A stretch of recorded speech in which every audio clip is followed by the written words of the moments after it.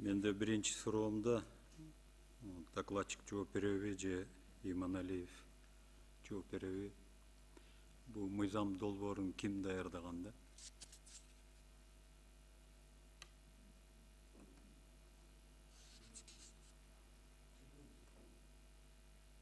Мен саламатсызбы урматтуу Муктар Юсупович.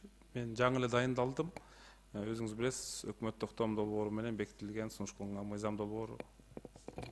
Өкмөт тарабынан сунуш кылынган мыйзам долбоору. Мен түшүндүм. Ошондо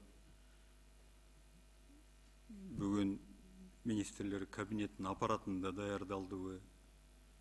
Же болбосо юстиция министрлигинде даярдалдыбы? Же болбосо Министерство финансов и экономического развития ошол жерде даярдалдыбы?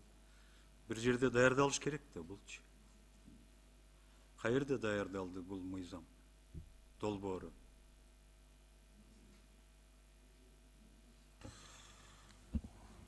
Саламатсыздар, Абыжал Муктар Юсупович. Бул мыйзам долбоору баягы өкмөттүн иш чара планына киргизилген, атайын макам берүү тууралуу чечим кабыл алган. Биринчиден, ошол иш чараны ишке ашыруунун максатында негизги аткаруучу болуп Айыл чарба министрлигине жаңы структура боюнча региондорду өнүктүрүү функциясы өткөрүлгөнүнө байланыштуу ошол министрликке сунуштардын баары тармактык министрликтер менен берилген.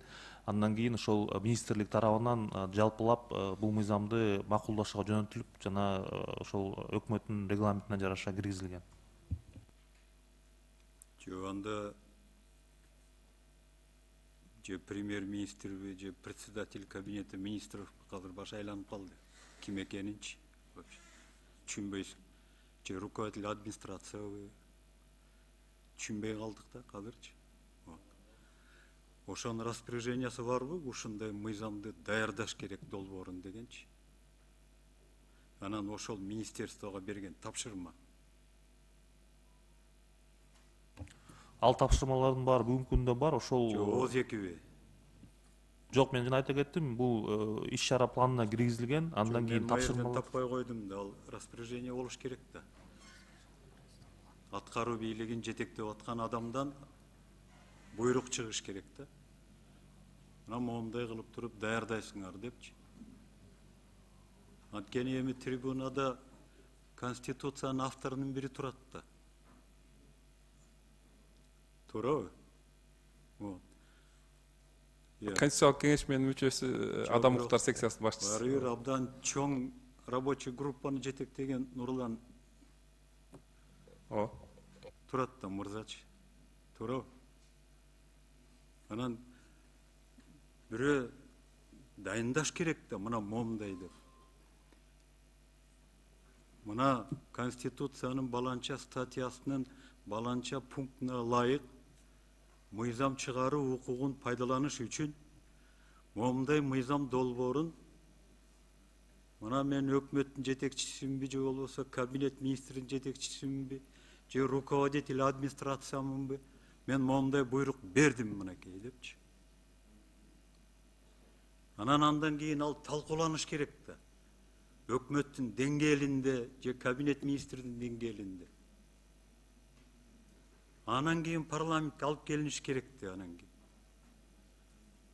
Эгерде Улукбек Марипов мындай кабинетте отуруп эле алып кирген долбоорго эле кол коюп эле кетире берсе, ал жерге андай чоң кызматтын кереги жок. Ал жерге любой чиновникти отургузуп койсо, алып кирген документке кол коюп эле жибере берет да. Пачкасы менен элечи. А ошол Улукбек Марипов жооп берет да. Мынабу мыйзамдын сапаты боюнча. Менин оюмча да. Анан эле айтышыңар мүмкүн, жаштарга катуу келатабыз депчи. Анда көрсөтпөйсүңөр катуу келатканыңарды. Стратегиялык мындай ой жүгүртүп, глобалдык мындай ой жүгүртүп, Баткен областына өзгөчө статус берип аткандан кийин дүйнөлүк практика кандай болгон? Мисалы үчүн Кытай Элдик Республикасында ушундай особый статус берилген региондор кандай программа менен өнүккөн?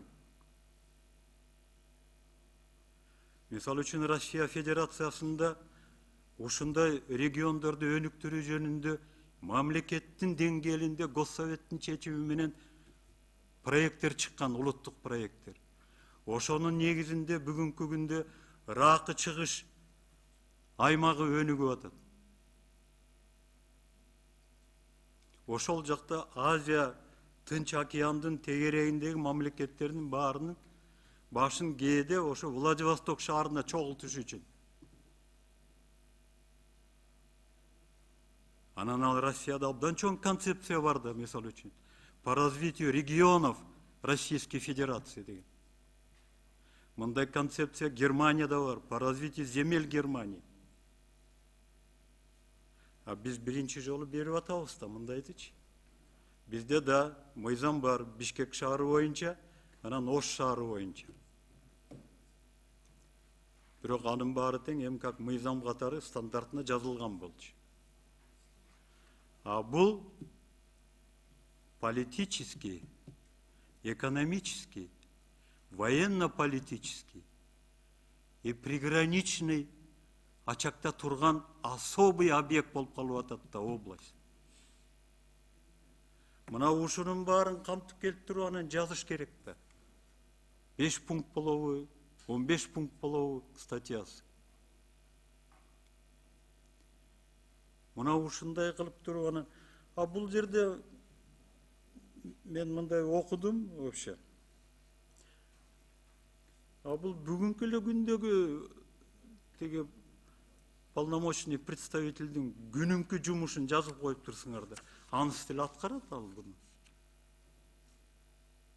Эртең менен аппаратный совещание өткөрөбү, жерге жазып коюп турсуңар, аппаратный совещание өткөрөт деп. Совет өткөрөт деп коюп турсуңар, ал өткөрөт совет анысы деле. Же эмне көлдө өткөрбөйбү? Уланбек. Же чүйдө өткөрбөйбү? Өткөрөт да. А вот тигил жерде анда ушундай мындай стратегиялык маанидеги документти, ошол стратегиялык маанидеги документти мыйзам катары жазып аткандан кийин аткаруу бийлигинин башында бүгүн ушул долбоорго ким жооп берсе, ошонун акыркы визасы менен анан чыгыш керек. Мына биз Баткен областын ушундай кылып өнүктүрөбүз. 2021 жылы мынандай болот, 2022 жылы мынандай болот, 2030 жылы Баткен гүлдөгөн областтын катарына кирет депчи. Баткенден Зардалыга чейин даңгыраган жол салынат. Зардалыдан Жылуу булакка чейин даңгыраган жол салынат. Жылуу булактан Коргонго чейин даңгыраган жол салынат. Аксайдан Тамдыкка чейин даңгыраган жол бүтөт. Тамдыктан Курбака жайлоосуна чейин жакшынакай жол салынат. Малчылар ошол жерге барганга депчи. Мен ошо Баткен районунун айылдарын айтып атам. Мына ушундай кылып туруп анан киргизет да. Анан ошондо өзгөчө статус дегенде Баткен областынын жетекчисине вице-премьер-министрби же вице-ким деген кызматты бериш керек дагы. Ошол статус менен тигил жерде отуруп, мынаунун баарын координировать этиш керек. Болбосо күч органдары жазып коюп турсуңар. Укук коргоо органдары. Алар координацияга баш ийбей коет.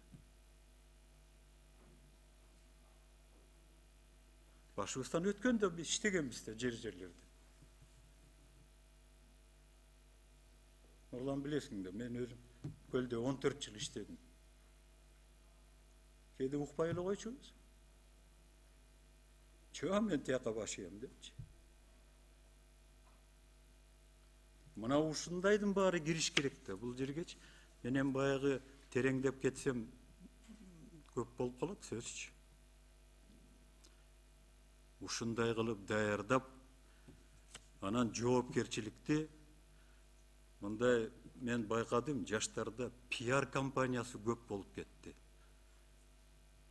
Бир жерге барып эле камуфляж кийип алып эле анан кийин пиар кыла берген абдан көбөйүп кетти. А мынандай мозговой атакага келгенде саясий, экономикалык мозговой атакага келгенде инструктор эле даярдап калат да, референт. Анда ошол референт менен эле иштебейбизби? Кереги эмне анда тиги зав. Отдел, вице-премьер, премьер кереги жок. Бир четинен туура кылыптыр Садыр Жапаров, президент. Баарын өзүнө эле алып элечи, мен башкарайын, буларың жөн эле жүрө беришет депчи. Силер ошондой кылып жазып бербедиңерби? Туурабы? Анан мындай болгондон кийин анда же президенттин руководитель администрациясынан распоряжение чыгыш керек. Же болбосо кабинет министринин жетекчисинен распоряжение чыгыш керек. Анан эми муну мен жанагы айтып аткан мамлекеттердин программаларынын көбүн окуп чыктым. Мурунда мындай таанышканмын. Бая Кыргызстанды кандай өнүктүрсөк жакшы болот эле депчи. Бирок тилекке каршы ошол өнүктүрө турган жерге өзүм жеткен жокмун, эми көп деле умтулган жокмун. Эгерде ал жерде отурсам, мынау менен баарыңарды айдап чыкмакмын менчи. Кабинеттен.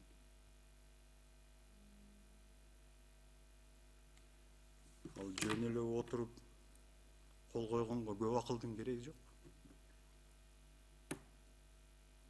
Анан позировать эткенгечи иштеш керек. Вообще жетекчилердин күчү өзүнүн мозговой атакасы менен чыгарган ойлорун докладка түшүрүп, айта турган сөзүнө түшүрүп, өзүнүкүн айтыш керек. Мына ошондой кылган мамлекеттер өнүгүп кеткен. А биз референттердин жазганын окуп коюп, анан дайыма интрига менен жүргөн ал болбойт. Биз ошон үчүн өнүкпөй атабыз. Мээ абдан катуу иштеш керек.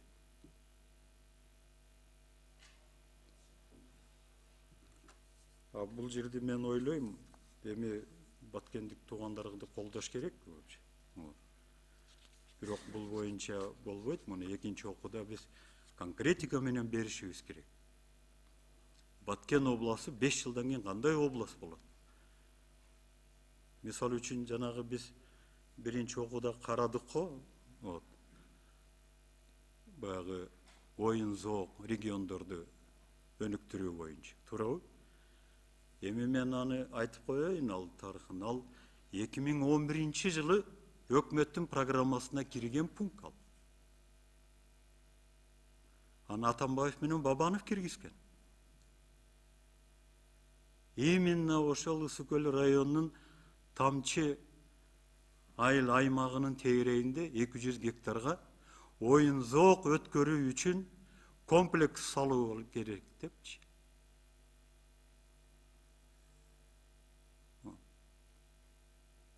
Ал жаңылык эмес, ал тияктан бери келатат. Анан ал жерде особый статус кылып, жергиликтүү бийликтин мындай баягы милдеттеринен же болбосо укуктарынан четтетүү жөнүндө киргизилген болчу алчы. Ал өзүнчө бир особый жер болуп кала тургандай. Ал программада турат ал. Аны Өмүрбек Бабанов келип жактаганда 11-жылы декабрь айында өкмөт башчысы болуп турган. Ошондуктан ал өзүнчө мындай мынакей экинчи жолу болгон жатат, ошондой өзүнчө статус менен боло турган регион. Экинчи окууга сиз эми билимдүү адамсыз, жакшылап мындай карап, анан абдан конкретно пункттарды жазыш керек да.